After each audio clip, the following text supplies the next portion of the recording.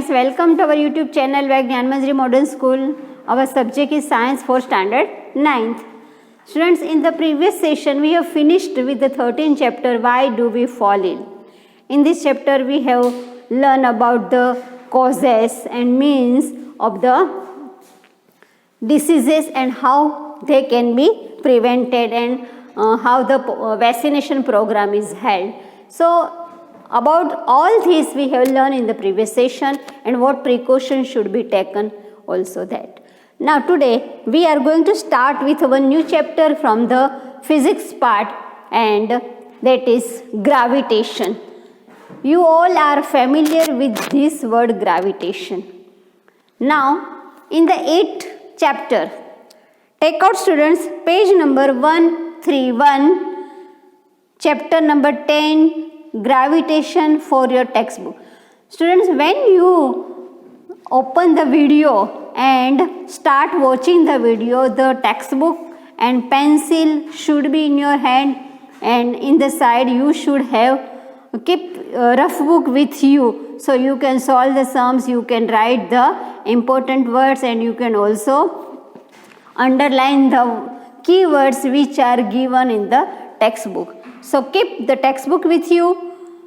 In the chapters 8 and 9, we have learned about the motion, also the laws of motion given by the scientist Newton, and force as the cause of motion.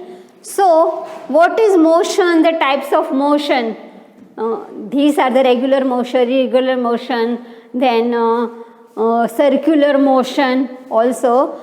About all the types of motion and cause of motion.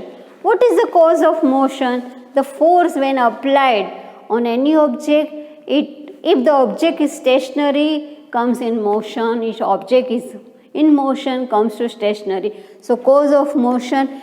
On this we have learned in chapter 8 and chapter 9. Today we will go in deep about this.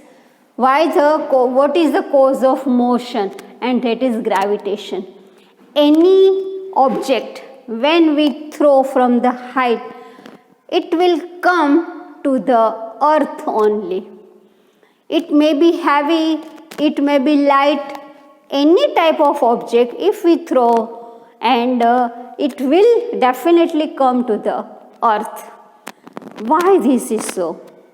Again, we know all the planets are revolving around the sun, satellites are revolving around the planets.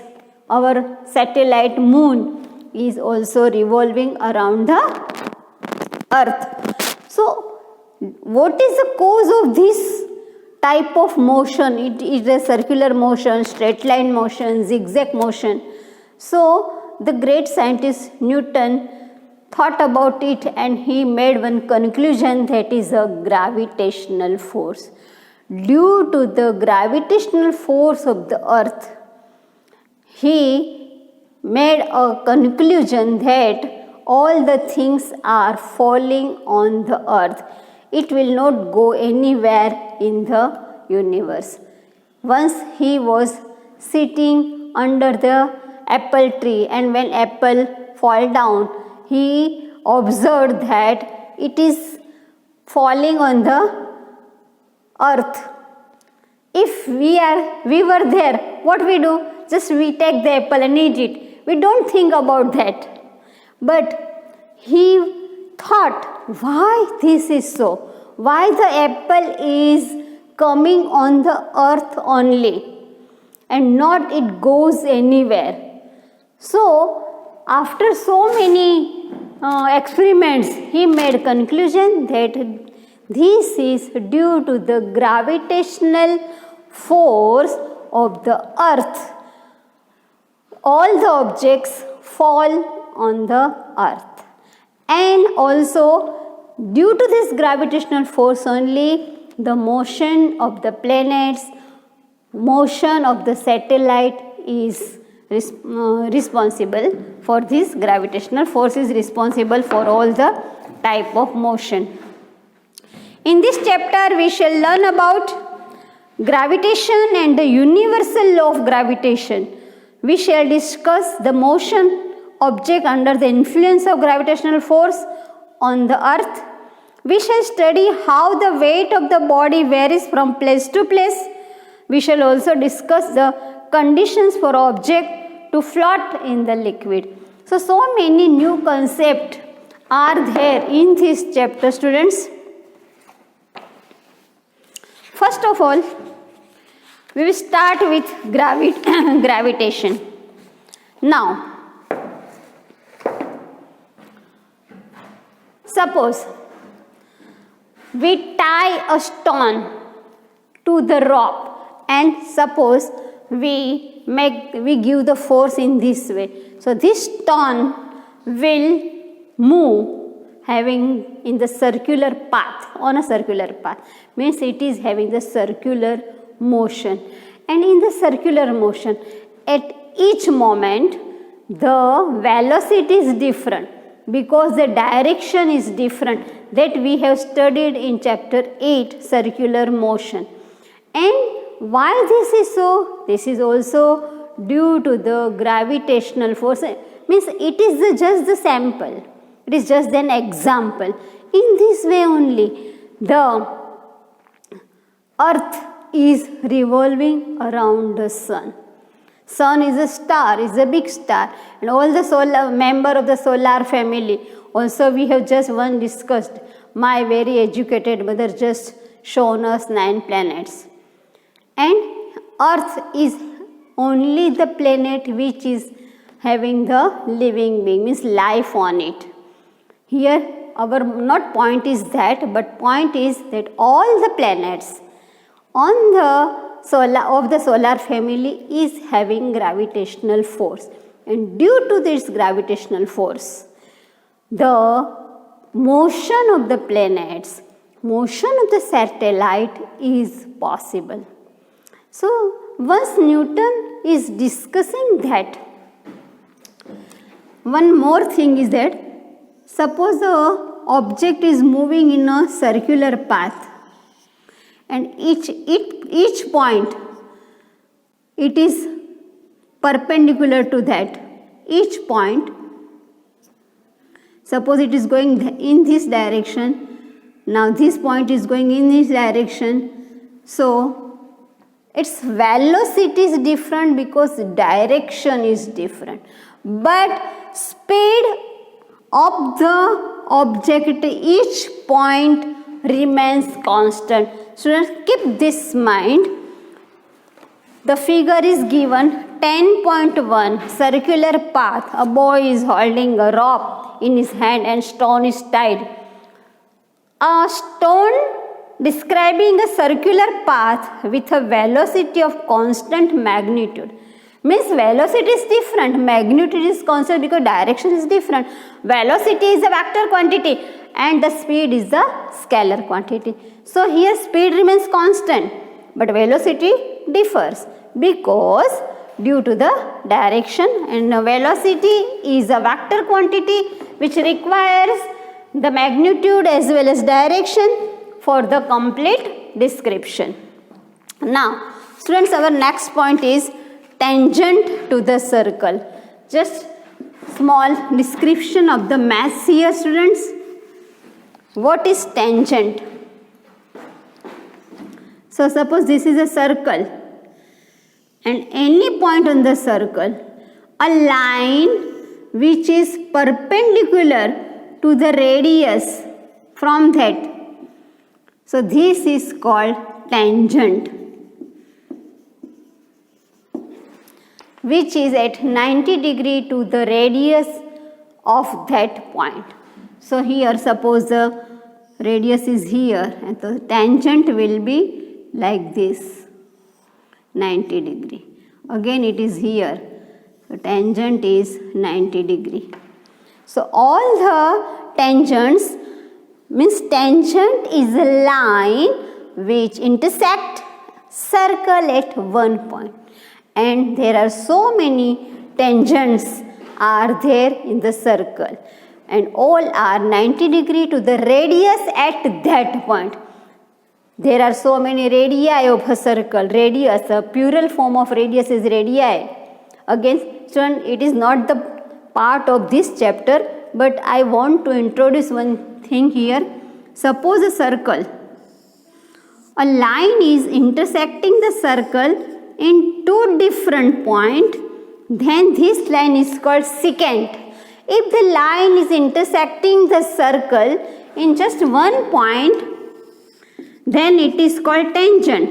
And it is, if it is intersecting the circle in two different points, then it is called secant of the circle.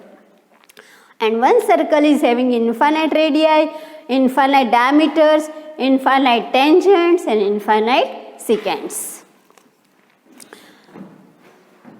Any line can't intersect the circle in more than 2 points. This is not our point today. So this is about tangent and the point of intersection of the circle. Okay. Now, again and again, Newton thought about this concept. Why the apple fell on the earth. So he made one conclusion. He grasps from that earth is having the gravitational force. Due to that gravitational force of the earth, all the objects fall on the earth. Now, next, what he thought about, he kept thinking and one more conclusion is made. Like the earth, why are the other object is having the gravitational force? Any object on the earth, suppose we can say a big stone or any other object on the earth, suppose this pen, this duster, they are small objects. Are they having the gravitational force? And also he made one conclusion that all the objects in the universe is having the gravitational force. So if all the objects on the earth are having gravitational force, so why they do not attract each other? Why they fall on the earth? This is the big question. But also the solution is there. Means, suppose two objects. Suppose one duster and one chalk is there. So both are above the earth. If we throw the duster and a chalk from the height, this duster is also having the gravitational force. This chalk is also having the gravitational force. So if they are having the gravitational force, then why they do not attract each other, and when we throw, they come on the earth? So answer is also there, that the gravitational force of the earth is much stronger, so many times stronger than gravitational force of the this and this. Due to this, the gravitational force of the earth attracts this duster, also the gravitational force of the earth attracts this chalk, and both fall on the earth. They are having gravitational force, they attract each other, but in comparison of gravitational force of the earth, it is very negligible, we can say, the gravitational force of this and this. Again the question creates here that this gravitational force and this gravitational force, now why it is very less, and gravitational force of the earth in comparison of gravitational force of the earth?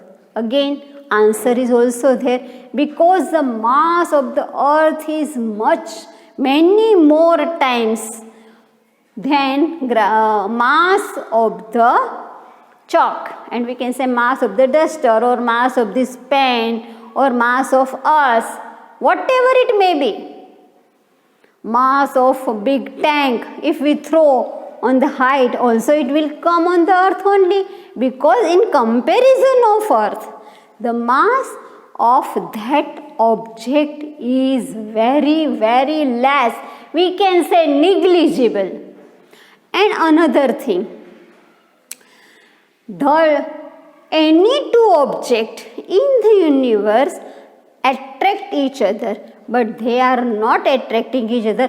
But suppose there is no any atmosphere, it is a vacuum there, so they will be attract each other.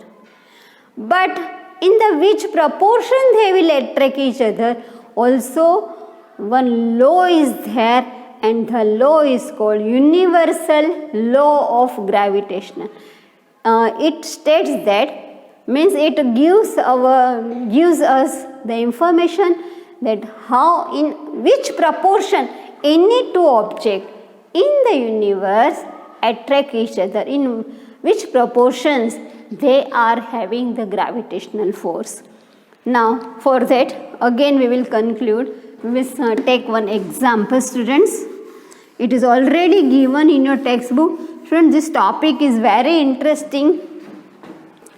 Also the easy one. Suppose one object is here. Now forget about the earth, and another object is here. These two objects is also having the gravitational force towards each other. This is the big one, this is the small one. Students, figure number 10.2 in your textbook it is given. Nothing is hard. Two balls A and B. When this is the center of this is the center of this, and they are having the gravitational force, they attract each other. Ratio, these arrows are in this way. What it means? That this ball A or object A attract the ball B or object B. In the same way, there is a force of attraction of B on A. It also attract A towards each other. Means here we can say every object in the universe having the gravitational force, its value may vary due to the mass. If the mass is more, the force of gravitational is more. If the mass is less, the force of gravitational is less. So here two objects A and B are away from each other, but this is having the capacity to attract A, and also B is having the capacity to attract A, but they are not attracting, they don't combine. Why? Because they both are on the earth, and gravitational force of the earth is much stronger than gravitational force of the A and gravitational force of the B. So here, suppose the distance between these two is D, and suppose the mass of this is m and mass of this is small m. Two objects, object A and B. Mass of the object A is capital M, mass of the object is B is small m, and the distance between their centers is D meters. This m kg, this is m kg. We can say here D meter. Unit is very important, m kg, and this is small m kg. So what is the force of attraction, means gravitational force between these two? And Newton concludes that if the mass, this force of gravitational F is directly proportional to the m and m, means product of the masses. If this object is having the mass m kg, capital M kg, this object is having the mass small m kg, then force of attraction between these two objects is equal to the product of their masses. This sign is for the directly proportional. Means if the masses are more, then force is more. If masses are less, then force is also less. So this is called direct proportion. Students, you have learned in the 5th, 6th standard what is direct proportion, what is inverse proportion. Just I will explain in 1-2 sentence. If one quantity increases, if other quantity also increases, it is called direct proportion. If we buy 5 pens in 5 rupees, means 5 pens 5 rupees. If we want to buy 10 pens, so we have to spend 10 rupees. So number of pens increases, also the number of rupees increases. So this is called this is called the direct proportion, and F is directly proportional to the product of their masses. And the second thing, what Newton conclude? Newton conclude that if the distance between two objects is more, then gravitational force is less, because they are away from each other. And if the distance between two objects is less, then force is more. So in another word, it is said that F is inversely proportional to the square of the distance. This is 1 upon d square means inverse proportion. Inverse proportion means if one quantity increases, other quantity decreases, and in the opposite way, if one quantity decreases, other increases.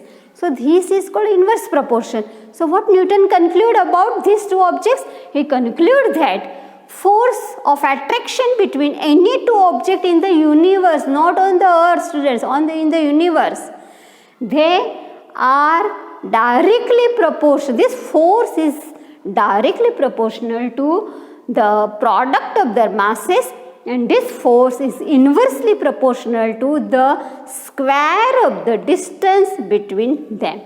And what he did? So from these two things, all these two things are very important, and when we combine these two, F is directly proportional to the product of their masses and inversely proportional to the square of the distance between them. Inversely proportional, there is no special sign for inverse proportion, but just when it is written in the denominator, it means this is inversely proportional to d square, and this is directly proportional to the product of their masses. So he combines this product and distance between them. And what the third conclusion? That F is equal to G m upon d square. Now student, what is this G? Remember one thing for always, when we change this sign into is equal to sign, this is the sign of direct proportion, and this is the sign of is equal to. So when we change this sign into this sign, always there is a constant of proportion is there, and here G is taken as constant of proportionality. So G is called constant. You may come across about this in 10th standard also. This is the base, students. When we convert this sign to this sign, there is a constant of proportionality.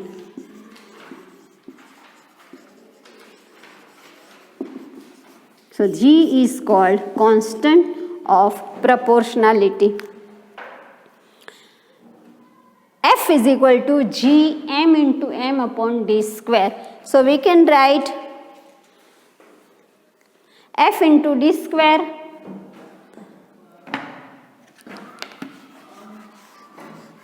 F into d square is equal directly proportional. F into d square is equal to G m. Just d square here. So F into d square. Now, if we want to find out the value of G, means constant of proportionality, just F d square upon product of their masses is equal to G What is G? G is the constant of proportionality and its value remains constant. But this is called constant of proportionality. Now, its value remains constant for the particular place. Now, what is F? F is the force of attraction. What is D? D is the distance between two objects. And what is M and M? M and M are the product of the masses, means they are the mass of two objects. Now here again one thing students I want to clarify, all the objects are not in the round shape. These are not the circles, this is a three-dimensional figure, this is just like a sphere. So these two are not always in round shape, but center, approximately the center of them is taken and the distance between two objects is taken as D. Okay. So we will derive, I will derive the definition, this law of universal law of gravitation in the next period. Students, just again, because this law is very important, can be asked for 3-4 marks students, so you should be ready for it. Again, in the next lecture, I will systematically show you how to write this derivation, and for today students, in the homework you have to write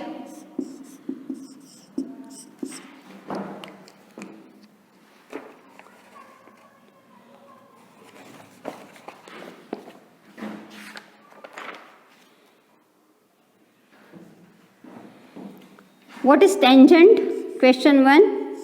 What is tangent of a circle?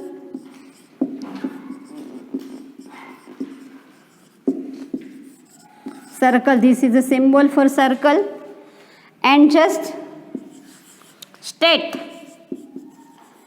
not derivation, just state universal law